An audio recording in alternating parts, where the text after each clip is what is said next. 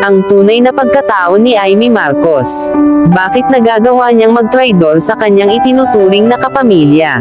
Ang masakit pa nito, ang pinagtatanggol niya ay yung mga taong yumuyurak at umaalipusta sa kanyang itinuturing na kapatid. Masakit aminin, na sa kabila ng pagsisikap ng ating Pangulo na mayahon ang ating lugmok na bansa at pagtatanggol sa ating mga pag-aari at nasasakupan sa mga dayuhang umaangkin dito, ay ganun na lamang ang kanyang pagkontra sa pulisya at paninindigan ng ating pamahalaan laban sa mapang-abuso at malulupit na dayuhan at ilang mga kababayang kumakampi sa kanila, na handang maging makapili para lamang sa kanilang pakinabang. Ayoko sanang maniwala na baka nga totoo ang matagal ng balibalita na siya ay anak ng dating mayor na si Arsenio Lacson, dahil kung pagmamasdan mo kasi ang kanilang mga larawan, totoong magkahawig sila, ang ilong, ang mata, at lalo na ang mahabang baba, hindi tulad ni na Bongbong at Irene na talagang kamukha ni Ferdinand Edrelan Marcos. Sana ay nagkakamali nga ang aming hinala, sa mga bagay na ito, sana patunayan ni Amy na siya ay tunay ng isang Marcos. Huwag kang padala sa mga taong may pansariling mga hangarin sa buhay, na handang ipagbili ang kanilang mga pagka-Pilipino sa mga dayuhan. Gumising ka na Amy, malapit na ang eleksyon. Baka kahit mayor ng Maynila ay hindi ka palaring manalo. Dito sa papanoorin nating video, ay tinanong si Madam Imelda Marcos kung bakit may nagsasabing si Amy raw ay hindi tunay na anak ni Ferdinand Edrelan Marcos at anak ito ni Arsenio Lacson. Dito ay magugulat si Madam, na para bang napasalang sa isang hot seat, medyo natarante siya at nautal-yutal na parang may gustong itago. Well, kayo na po ang humusga. Alam nyo, hindi ba, ang dami-daming nagsasabi na si Amy is not Ferdinand's daughter, but she is Lacson's daughter because she looks like Lacson and you were Ano naman ang Lacson? No, I just want you to lay it to rest because you were married in May 1, 1954 and she was born in November 1955. So you were already married. What? I mean, ano kaya ang dahilan kung bakit hanggang ngayon sinasabi, naku si Amy, anak ni Arsenio Lacson? Bakit Paano naman? nangyari yun? You never heard that? You never heard that there was talk? I only saw Mr. Lacson twice in my life. Aha. Once, when there crowned was a you, Miss Manila. Miss Manila contest. Nanalo kayo? Hindi ba? Second Kumuha si Lacson ng sila Amorsolo para beauty contest talaga. Lahat ng mga kandidato pinapili. Akong nanalo. Pero si Arsenio, yung in charge ng international beauty contest, meron siyang money contest.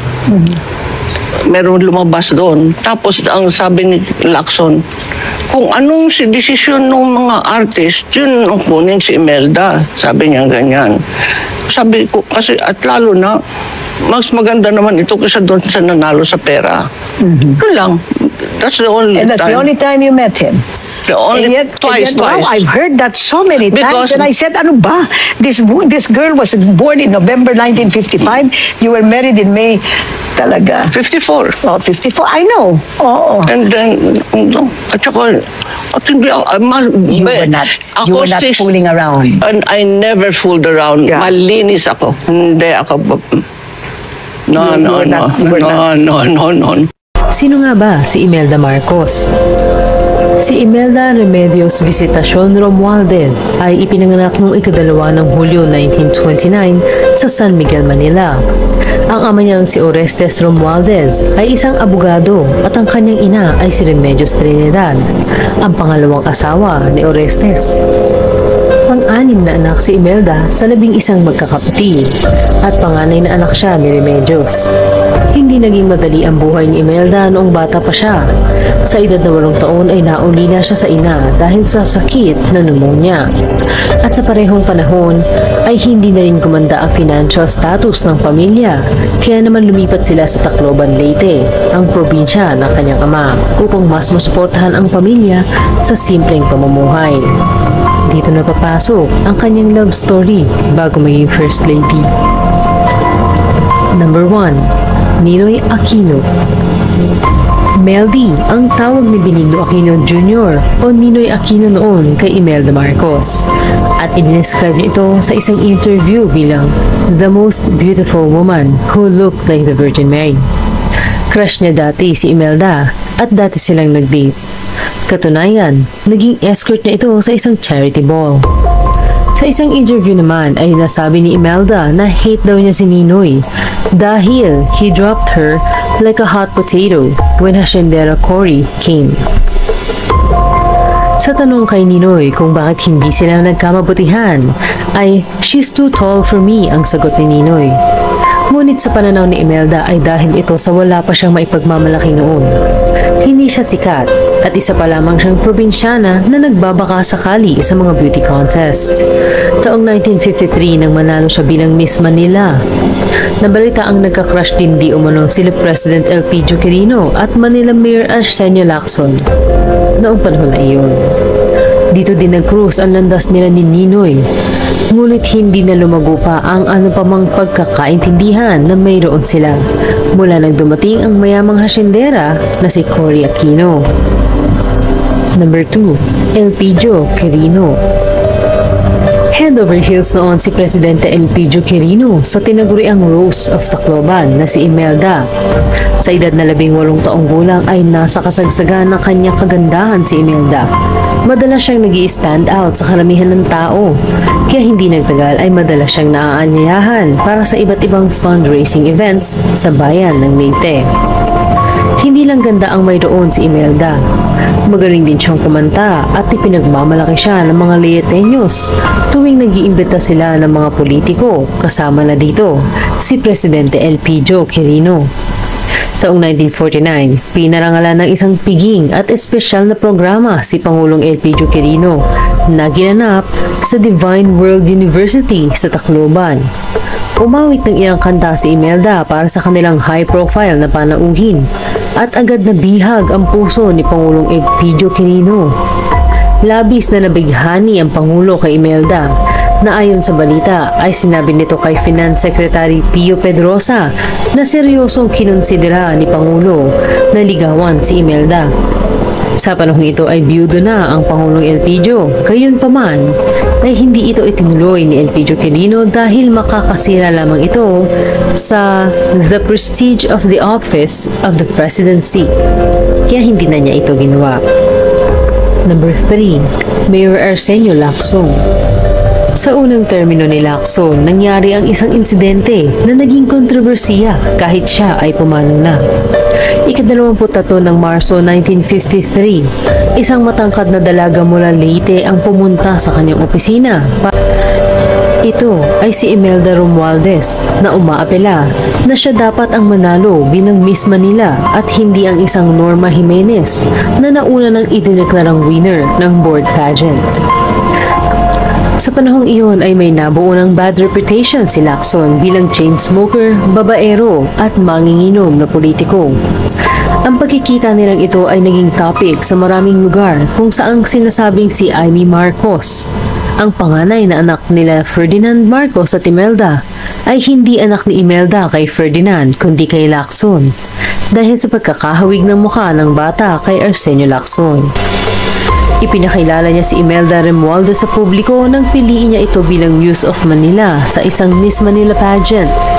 Nang kunin ni Ferdinand Marcos si Imelda sa isang whirlwind romance, ay hinamon ni Lacson si Marcos ng isang fist fight na siyang tinanggihan ni Marcos. Number 4. Ferdinand Marcos. Early 1950s ay lumipat sa Manila si Imelda hanggang manalo siya bilang Miss Manila taong 1953. Ika-6 ng Abril taong 1954 ay pumunta siya sa isang budget hearing kasama ang kanyang cousin-in-law para dalawin ang pinsan niyang si Daniel Romualdez na isang Speaker of the House. Nang mag-recess na ang hearing ay pumunta sa kantin si Ferdinand Marcos at nabighani nang makita si Imelda.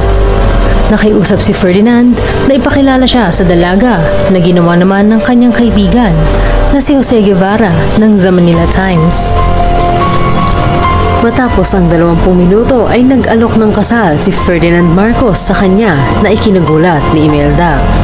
Ayon sa interview kay Imelda, ang sinabi ni Marcos ay, Miss Romualdez, if you will allow me and marry you right now, will you marry me?